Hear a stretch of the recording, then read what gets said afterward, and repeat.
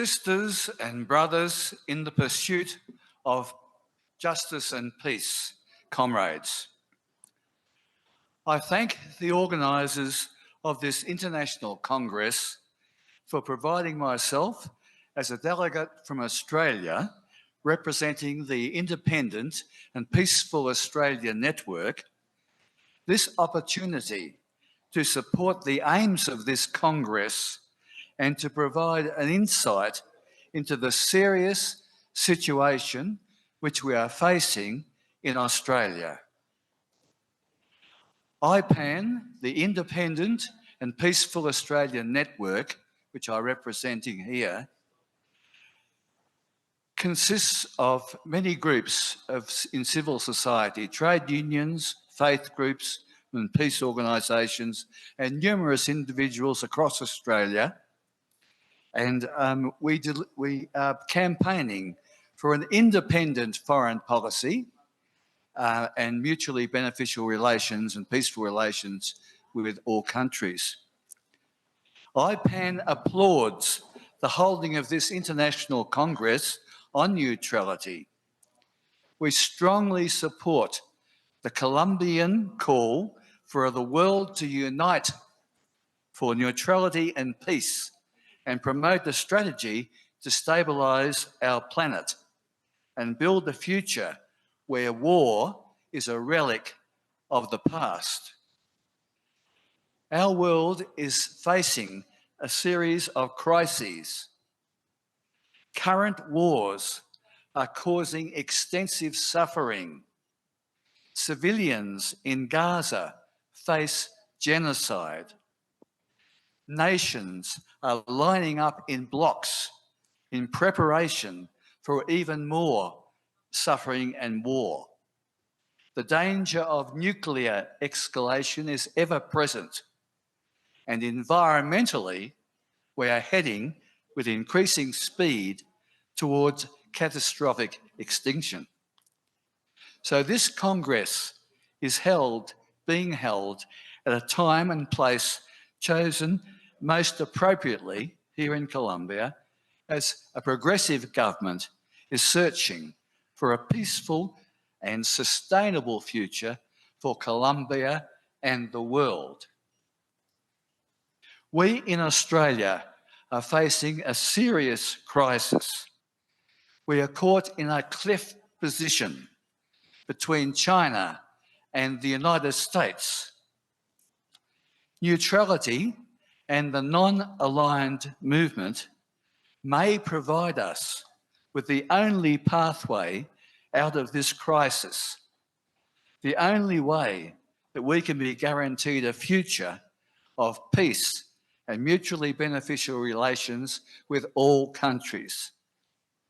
I should explain in detail the situation we are facing. China is Australia's major trading partner.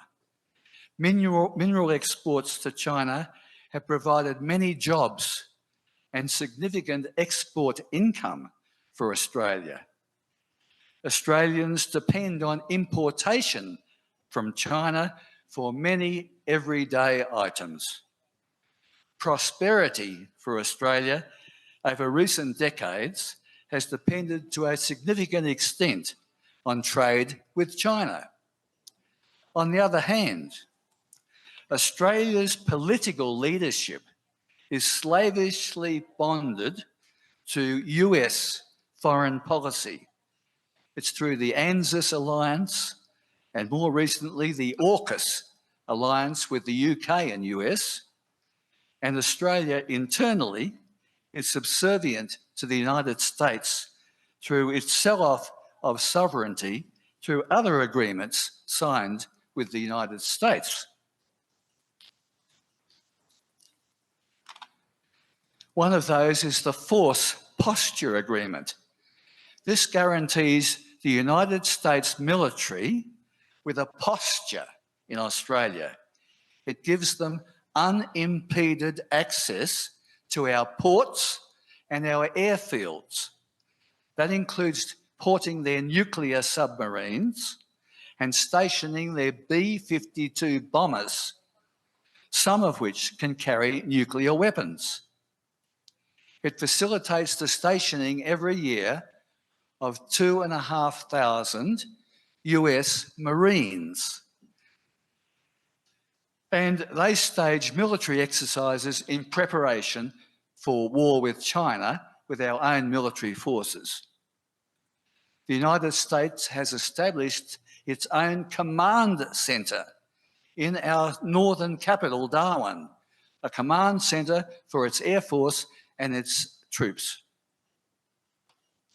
Australian governments in the 1960s and 70s allowed the United States to set up certain military bases in Australia. One most important one is at Pine Gap, right in the centre of Australia, and it downloads from the US satellites spying information over large sections of the earth, including recently Palestine, and they forward that information to the United States, who sends it to Israel, to their military. There is a very low frequency radio station in northwest Australia which communicates with their nuclear submarines. The radio waves go into water at very low frequency, and they can send the trigger signal to the submarine to launch nuclear weapons from this radio station on the northwest of Australia. In slavishly following United States foreign policy, the Australian leadership automatically supports United States' hostile attitude to China.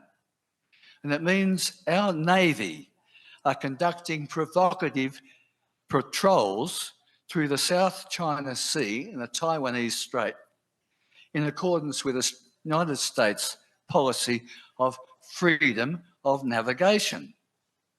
Such operations are unnecessary. China has never indicated it wants to stop or impede commercial shipping. Indeed, its own dependence on those sea lanes is essential for its own economy.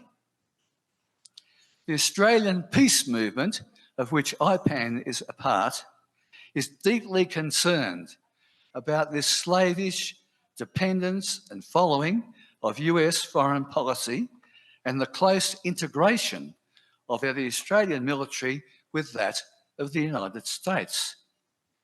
That integration includes personnel, armament purchases, training exercises, the purchase of US nuclear hunter-killer submarines, joint hypersonic missile development, and these naval patrols in the South China Sea. Because of this close integration with the United States military, it seems impossible for Australia not to follow the United States into a war against China. IPAN sees this as a sellout of our sovereignty, and it's been done behind the backs of the Australian people and Parliament. Both have had no say or opportunity to discuss, let alone oppose, these agreements with the United States. The proposed acquisition of nuclear-propelled submarines at the cost of, listen to it, $368 billion has been subject to no democratic discussion in Australia, not in the Parliament, nowhere. All done leadership, the United States leadership. And this huge amount of money is at loss to social needs, affordable housing and education and health and climate change mitigation. These are essential, the most important things, and they're spending that sort of money on hunter-killer submarines whose only purpose is in a war with China.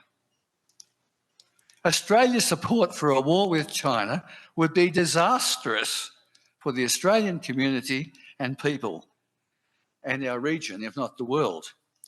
Trade with China would cease and other supplies would be disrupted, resulting in scarcity or lack of everyday items, severe job losses, and in the short term, general wrecking of our economy. Key US military bases, such as Pine Gap and this radio station, could be subject to missile attack in such a war. And the dark cloud of possible escalation into nuclear war hangs over the situation. So understandably, IPAN and Australian People's Movement organisations are opposing what's happening. There is a huge disconnect between the leadership and the Australian people, because recent opinion polls have shown that 2/3, 67% of the Australian people prefer neutrality and keeping out of a war against China in the US. 2/3. And 73% of women are opposed to going to war against China and prefer neutrality. So there's a huge gulf between what Australians want and what successive governments of both major parties have committed or are committing Australians to militarily.